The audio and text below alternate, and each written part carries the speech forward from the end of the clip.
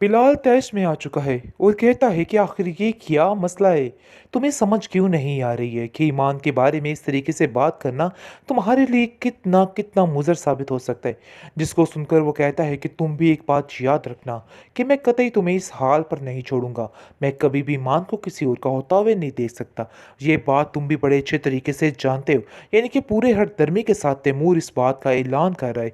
अब तो बल्कि जाकर अपनी बीवी से भी कह रहा है कि देखो ये बात तो बिल्कुल फाइनल है कि मैं वाकई में उससे बहुत प्यार करता हूँ और ईमान के बगैर ज़िंदगी गुजारना मैंने तस्वर ही नहीं की।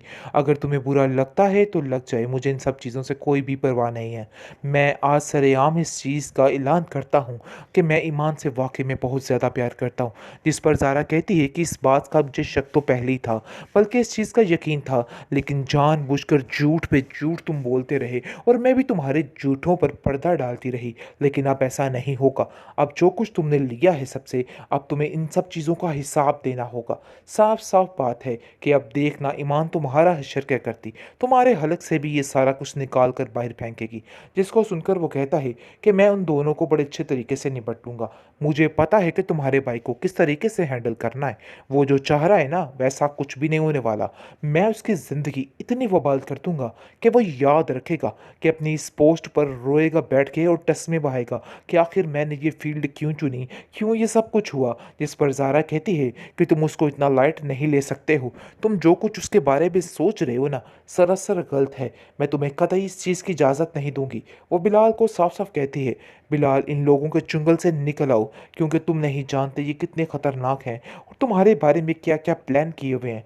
मैं तुम्हें साफ साफ बता रही हूँ कि ये लोग तुम्हारे बहुत ही गहरे दुश्मन हैं और तुम्हारे ईमान को सज़ा देने के लिए कुछ भी कर सकते हैं। इन पर कतई यकीन न करना और अपने हर कदम को फूंक फूंक कर रखना, क्योंकि मैं अब समझ चुकी हूँ कि ये क्या करना चाह रहे हैं। आगे से आप देखेंगे कि वो कहता है कि तुम फिक्र मत करो, सब ठीक हो जाएगा। इस तरीके से धमकियां देता फिर रहा है कि जैसे पता नहीं क्या हो गया है।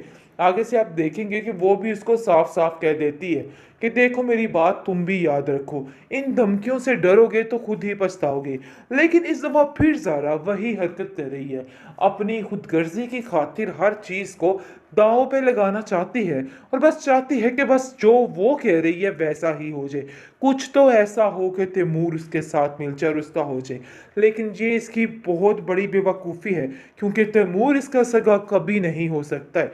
ये बात इसको समझ लेनी चाहिए, लेकिन शायद उसे इन सब बातों की समझ ही नहीं आ रही है और वो समझ रही है कि नहीं, मामला ठीक हो जाएंगे। यहाँ कुछ भी ठीक होने वाला नहीं, मामलात बदतर से बदतर ही होते जाएंगे, क्योंकि किसी भी तरह से तैमूर इस चीज़ को भूलने वाला नहीं। क्योंकि उसने साफ साफ बिलाल को कह दिया है कि अपने दिमाग को तुम ठीक कर लो और मैं तुम्हें कह रहा हूं कि उसका पीछा छोड़ दो। ऐसा ना हो कि तुम्हारी हर चीज़ को जलाकर राख कर दूं। लेकिन मैं ईमान पर आंच भी बर्दाश्त नहीं कर सकता। ये बात तुम भी बड़े अच्छे तरीके से जानते हो और मैं भी। इसलिए मुझे इन सब चीज़ों में मत उलझाओ। मुझे पता चल चुका है कि तुमने लैला को क्यों छोड़ा था और इसके पीछे असल वजह क्या थी, और आज ये चीज़ बिल्कुल सामने आ गई है। देखो मैं तुम्हें अभी भी समझाने की कोशिश कर रहा हूँ, मेरे रास्ते में रुकावट मत बनो। जो जो मेरे रास्ते में रुकावट बनेगा मैं किसी की परवाह नहीं करूँगा। ये बात तुम्हें अच्छे तरीके से पता होनी चाहिए। तो इसलिए बेहतर यही है कि अपना रास्ता नापो और मुझे अपना काम मेरे तरीके से करने दो। लेकिन बिलाल भी उसको खड़ी खोटी सुना के वहाँ से भेजता है। बिलाल ईमान को समझाने की कोशिश कर रहा है कि देखो इन सब चीज़ों में मैंने कुछ भी नहीं किया, बल्कि मैंने सिर्फ तुम्हारी जान बचाने की कोशिश की है। लेकिन शायद तुम्हें समझ नहीं आ रही और तुम मुझे ही गलत समझ रही हो। जिसको सुनकर वो कहती है कि आज मेरा मोहब्बत से पूरे तरीके से यकीन उठ चुका है। तुमने जो कुछ किया है यकीन मानो कभी भी ये बर्दाश्त नहीं कर सकती।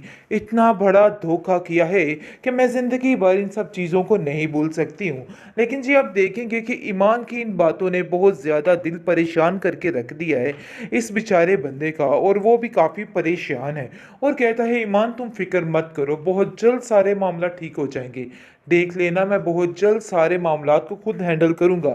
आगे से वो कहती है कि आगे जिस तरीके से तुमने ये सारा कुछ हैंडल किया है, क्या तुम इन बातों को भी ऐसे ही हैंडल करोगे?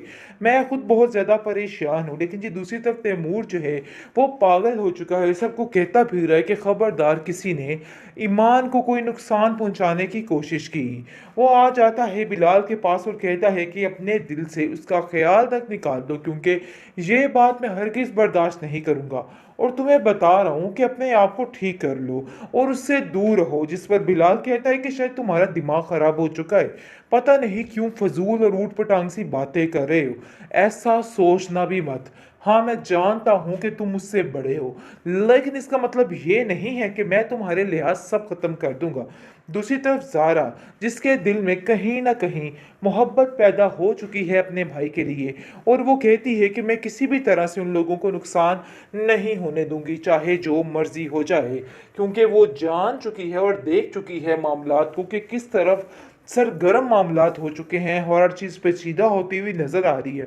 वो बिलाल को कहती है कि बिलाल, तुम्हें इन सब चीज़ों में देरी नहीं करनी चाहिए, बल्कि जल्द अज जल्द ईमान से शादी कर लेनी चाहिए। सबसे बेहतरीन हल यही है, इसके अलावा और कोई ऑप्शन नहीं है। जिसको सुनकर आप देखेंगे कि वो आगे से खामोश हो जाता है और कहता है कि तुम्हारा शोहर तो आके मुझे इस तरीके से धमकियां देता फिर रहा है कि जैसे पता नहीं क्या हो गया है। आगे से आप देखेंगे कि वो भी उसको साफ साफ कह देती है कि देखो, मेरी बात तुम भी याद रखो, इन धमकियों से डरोगे तो खुद ही पछताओगे।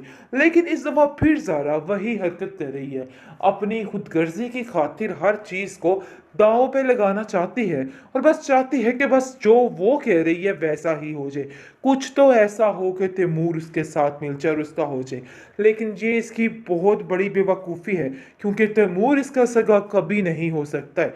ये बात इसको समझ लेनी चाहिए, लेकिन शायद उसे इन सब बातों की समझ ही नहीं आ रही है और वो समझ रही है कि नहीं, मामला ठीक हो जाएंगे।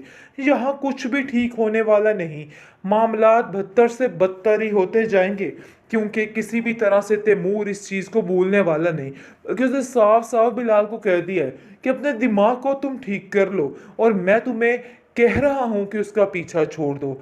ऐसा ना हो कि तुम्हारी हर चीज़ को जलाकर राख कर दूं।